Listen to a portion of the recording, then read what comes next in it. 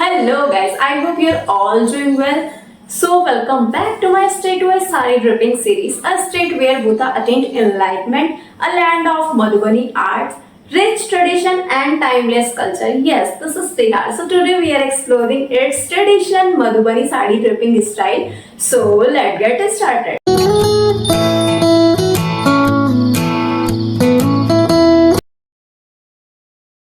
सबसे पहले हम अपनी साड़ी का मैचिंग ब्लाउज और पेटीकोट को पहन लेंगे। इंस्टेड ऑफ पेटीकोट आप शेप वियर यूज़ कर सकते हैं, आप लेगी भी यूज़ कर सकते हैं या फिर आप शॉर्ट्स भी यूज़ कर सकते हैं फॉर दिस ड्रेप। अब यहाँ पर इस साड़ी को ड्रेप करने के लिए cotton, tussar silk, handloom cotton या फिर सिल्क फैब्रिक यूज़ किया जाता है।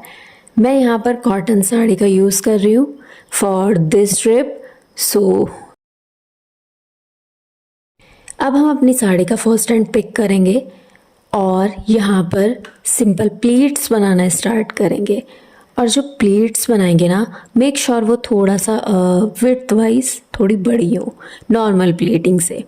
तो अप्रॉक्स 8 to 10 प्लेट्स हमको बनानी है। अब इनकी जो प्लेट है ना, उसकी विड्थ को और लेंथ को हम इक्वल करेंगे। ये मस्ट होता है, इसी से साड़ी जो सुंदर दिखाई देती है।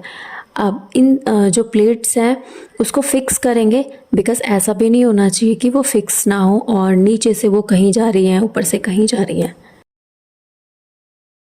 अब इन प्लेट्स को जो सबसे टॉप पे रखना है वो लास्ट वाली प्लेट होनी चाहिए और जो फर्स्ट एंड वाली प्लेट है उसको सबसे बॉटम में रखने वाला है।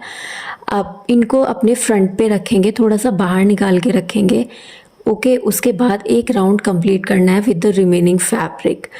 अब इन प्लेट्स को थोड़ा सा ऊपर रखेंगे और उसके बाद प्लेट वाली फैब्रिक का थोड़ा और जो रिमेनिंग फैब्रिक है उसका, उन दोनों के साथ एक नोट फॉर्म करेंगे। मेक श्योर जो नोट बनाएंगे वो थोड़ा टाइट से बनाएंगे, बिकॉज हम यहाँ पर टक इन नहीं करने वाले हैं with the petticoat. That's why I told you कि आप शेप वियर या फिर आप लेगी का भी यूज़ कर सकते हो फॉर दिस ड्रेप। अब जो आपकी प्लेट्स है ना, उस प्लेट्स को अलग अलग से स्प्रेड कर देना अपने फ्रंट पार्ट पे। ये मेन होता है फॉर दिस ड्रेप और आई थिंक इसी की वजह से ये साड़ी का जो नाम है या फिर ड्रेप है डिफरेंट फॉर्म में आता है। ओके, तो सारी प्लेट्स को अलग अलग से अच्छे से थोड़ा बाहर निकाल के दिखनी चाहिए, मतलब इसका मेन मोटिव ये होता है। तो सारी प्लेट्स को हम अच्छे से स्प्रेड कर देंगे, यानी फैला देंगे। अब जो फैब्रिक बचा है उसको अपने बैक साइड में लेके जाएंगे और बैक साइड से फ्रंट पर लेकर आएंगे। अब यहाँ पर हम इसकी पल्लू प्लीट्स बनाएंगे।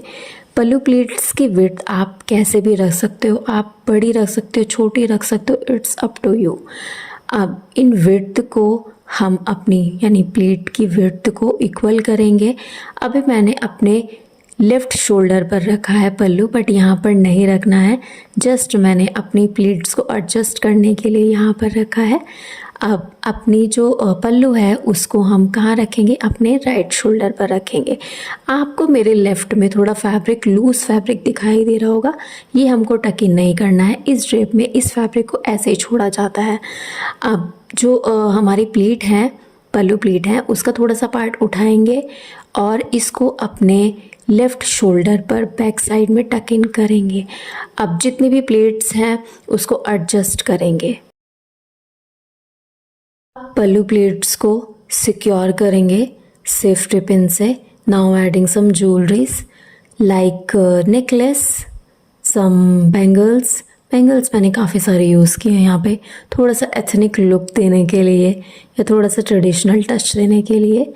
Now adding my earrings and this is my final look.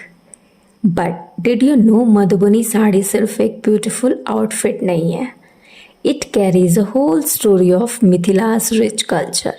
Madhubani painting जो बिहार के मिथिला रीजन से ओरिजिनेट हुई है, ट्रेडिशनली वॉल्स और फ्लोर पर बनाए जाते थे, स्पेशली वेडिंग और फेस्टिवल्स के टाइम पर। इस आर्ट के मोटिव्स भी काफ़ी इंटरेस्टिंग होते हैं, जैसे फिश जो फर्टिलिटी और प्रोस्पेरिटी को रिप्रेजेंट करता है और पिकॉक जो लव और ब्यूटी का सिंबल माना जाता है। और बिहार की कल्चर की बात करें तो छठ पूजा, फोक म्यूज़िक, हैंडलूम ट्रेडिशन और मधुबनी आर्ट, ये सब मिलकर इस कल्चर को इतना वाइब्रेंट बनाते हैं। सो नेक्स्ट टाइम जब आप मधुबनी साड़ी ड्रेप करें, remember, you are not just wearing a sari, you are wearing a piece of Mithila's art and Bihar's heritage. So that's it for today, guys. If you are new on this channel, then do subscribe and catching up in the next video. Till then, bye bye.